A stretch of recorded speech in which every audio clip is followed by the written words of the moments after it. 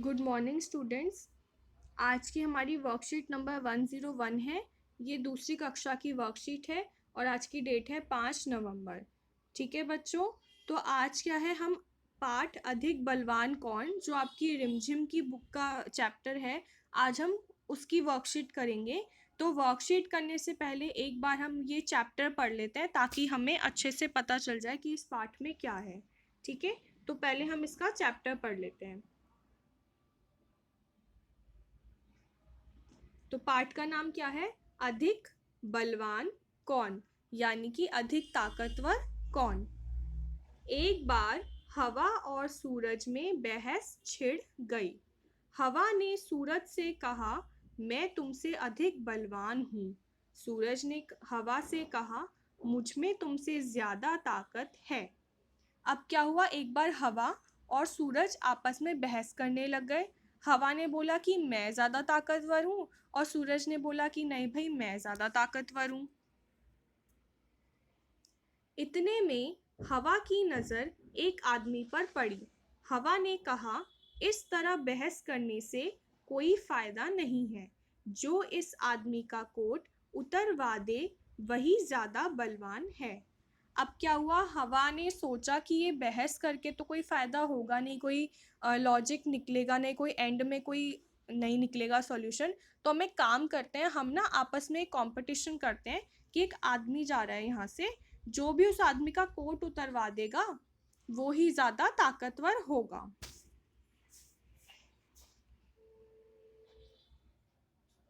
सूरज हवा की बात मान गया। उसने कहा, ठीक है, दिखाओ अपनी ताकत। हवा ने अपनी ताकत दिखानी शुरू की।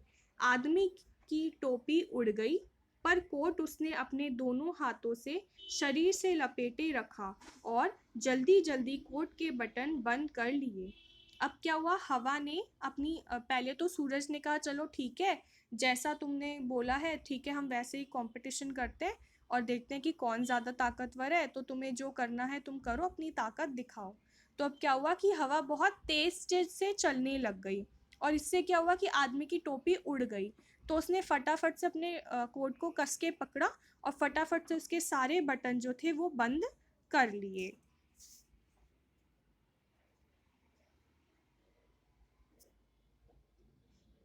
हवा और जोर से चलने लगी। अंत में आदमी नीचे ही गिर पड़ा, पर कोट उसके शरीर पर ही रहा। अब हवा थक गई थी। अब क्या हुआ, हवा और तेज चलने लग गई। हवा इतनी तेज चली कि वो आदमी ही गिर गया, लेकिन उसने कोट जो था वो बटन लगाए हुए थे, पहना हुआ था, तो इसलिए वो कोट नहीं गिरा। वो कोट मतलब उसके शरीर से नहीं उतरा। सूरज ने कहा, हवा, अब तुम मेरी ताकत देखो। सूरज तपने लगा। अब क्या हुआ, सूरज ने कहा कि हवा, तुमने तो अपना काम कर लिया, अब तुम मेरी ताकत देखो। और फिर क्या हुआ, सूरज जो था वो तपने लग गया। तपने लग गया मतलब सूरज और गर्म हो गया। आदमी ने कोट के बटन खोल दिए। सूरज की गर्मी और बढ़ी। आदमी ने कोट उतार दिया। अब क्या हुआ कि पहले तो आदमी ने अपना बटन खोला अपने कोट का, और जब उसको और ज़्यादा गर्मी लगी तो उसने कोट ही उतार दिया। जैसे जैसे सूरज तपने लगा वैसे वैसे गर्मी बढ़ी, और जब गर्मी बढ़ी तो आदमी को गर्मी लगी, और जब उसे गर्मी लगी तो उसने वो कोट उतार दिया और उसे हाथ में लेकर चलने लगा। सूरज ने कहा, देखी मेरी ताकत, उतरवा दिया ना कोट। हवा ने सूरज को नमस्कार किया और कहा, मान गई तुम्हारी ताकत को। फिर सूरज ने कहा कि देखो, तुमने मेरी पावर देखी ना, मेरी ताकत देखी ना, मैंने तो उसका कोट उतरवा दिया। तो हवा ने कहा, हाँ भाई, तुम मुझसे ज़्यादा ताकतवर हो, मैं मान गई और मैं तुम्हें नमस्कार करती हूँ। ठीक है बच्चों, तो ये स्टोरी थी। इस स्टोरी में क्या हुआ था कि सूरज और जो पवन थी, जो हवा थी, उनके बीच में बहस हो गई कि कौन ताकतवर है। फिर हवा ने कहा कि चलो हम एक कंपटीशन करते हैं, हम देखते हैं कि कौन उस आदमी का कोट उतरवा देगा।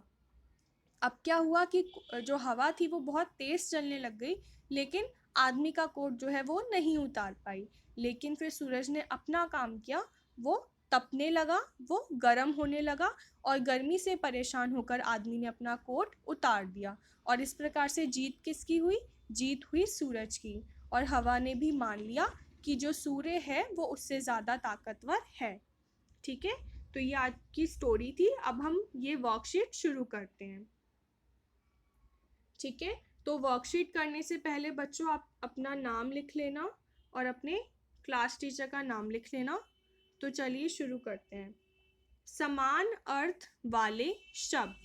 अब ये समान अर्थ वाले शब्द क्या होते हैं, आइए हम एग्जाम्पल के थ्रू सीखते हैं। प्यारे बच्चों, आज हम सब हिंदी के पाठ अधिक बलवान कौन के द्वारा कुछ नया सीखेंगे। नीचे दी गई कहानी के अंश को पढ़िए और रेखांकित शब्दों को दोहराइए। अब नीचे क्या है, कहानी में से कुछ अंश दिए गए हैं, कहानी का कुछ भाग दिया गया है, उसमें जो रेखांकित शब्द हैं वो हमें पढ़ने हैं। ठीक है। सूरज ने कहा, हवा अब तुम मेरी ताकत देखो। सूर्य तपने लगा तो आदमी ने कोट के बटन खोल दिए और कोट उतार दिया। पवन ने सूरज को प्रणाम किया और कहा, वाह, मान गई तुम्हारे बल को। ठीक है, अब इसमें जो पहले रेड रेड वर्ड है उन्हें हम देखते हैं। रेड कलर से क्या लिखा है? सूरज। और रेड कलर से क्या लिखा है? सूर्य।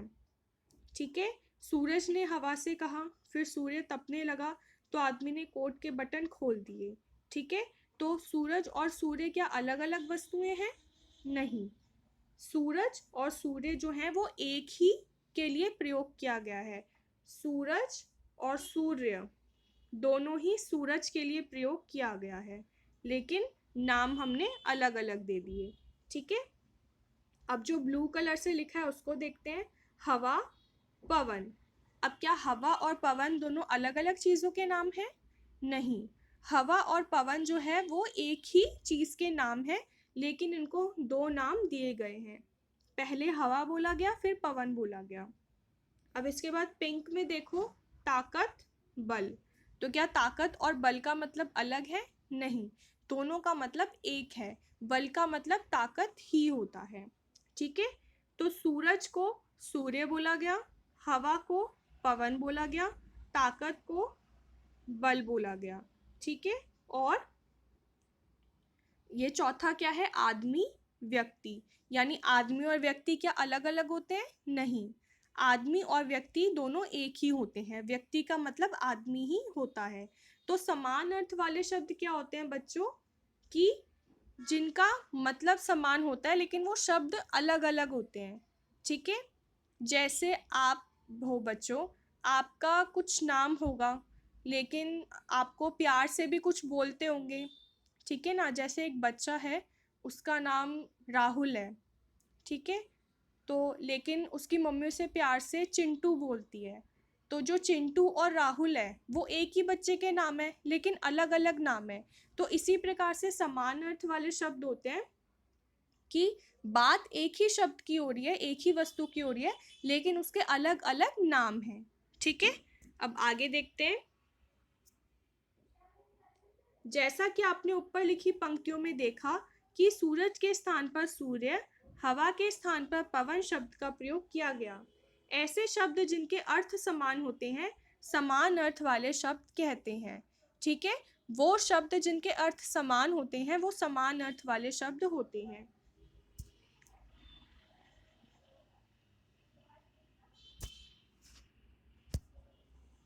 अब आप चित्र की सहायता से नीचे दिए गए शब्दों को उनके समान अर्थ वाले शब्दों के साथ मिलाइए।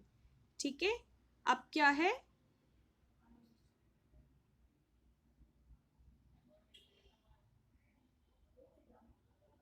एक मिनट, ये है ठंड। अब ठंड का मतलब होता है सर्दी। तो जो ये है ये किससे मिलेगा? सर्दी से मिलेगा। ठीक है, ये तो गज है, ये काक है, ये ताकतवर है, तो ये ठंड नहीं है, तो ये यहाँ पर आएगा। जो ये ठंड है वो किससे मिलेगा? ये सर्दी से मिलेगा। ठंड का मतलब क्या होता है? सर्दी। ठीक है, तो सर्दी और ठंड क्या है? समान अर्थ वाले शब्द हैं, क्योंकि दोनों का मतलब ठंडर से होता है। इसके बाद है बलवान। अब बलवान का मतलब होता है ताकतवर, तो इसको हम ताकतवर से जोड़ देंगे। तो बलवान और ताकतवर क्या है, समान अर्थ वाले शब्द हैं। क्यों? क्योंकि इन दोनों के मतलब समान हैं। फिर हाथी है, हाथी कहाँ आएगा, हाथी यहाँ पे था, तो ये हाथी, और इसको क्या कहते हैं, गज। हाथी को गज भी बोला जाता है। ठीक है, तो हाथी और गज जो है वो समान अर्थ वाले शब्द हैं। अब कौआ किससे मिलेगा, कौआ मिलेगा काक से। ठीक है, तो कौवे को काक भी बोला जाता है, तो कौआ और काक जो है वो समान अर्थ वाले शब्द हैं। ठीक है, इसके बाद है किताब। ये किताब है, किताब को हम किससे जोड़ेंगे, किताब को हम पुस्तक से जोड़ेंगे। किताब और पुस्तक क्या है, समान अर्थ वाले शब्द हैं। इसके बाद है फूल।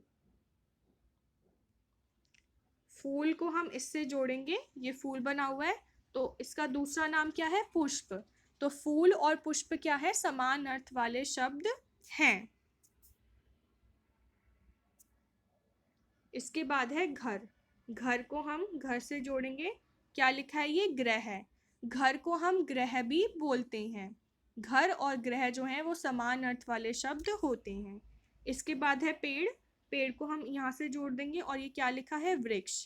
पेड़ को वृक्ष भी बोलते हैं, इसलिए पेड़ और वृक्ष भी क्या होंगे, समान अर्थ वाले शब्द होंगे।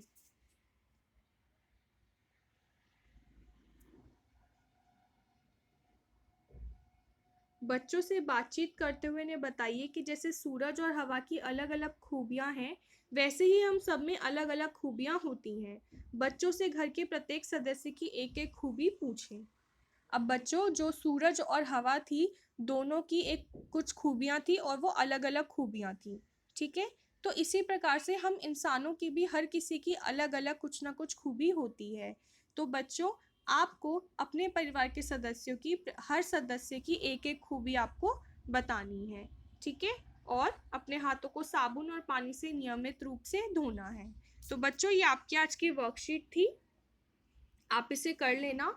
और ये जो रिमझिम का जो ये पाठ है, अधिक बलवान कौन, ये पढ़ने के लिए आप इसको एक बार दोबारा भी पढ़ सकते हैं वीडियो से देखकर। और आप इसको पढ़ने के लिए अपनी रिमझिम किताब को भी खोल लीजिए, और उसमें भी इसको फिंगर पॉइंट कर करके पढ़िए, जिससे कि आपको रीडिंग करना भी आ जाएगा। ठीक है, तो ये आपकी आज की वर्कशीट थी, इसको करके और अपने व्हाट्सएप ग्रुप पर भेज देना। तब तक के लिए बाय बाय बच्चों।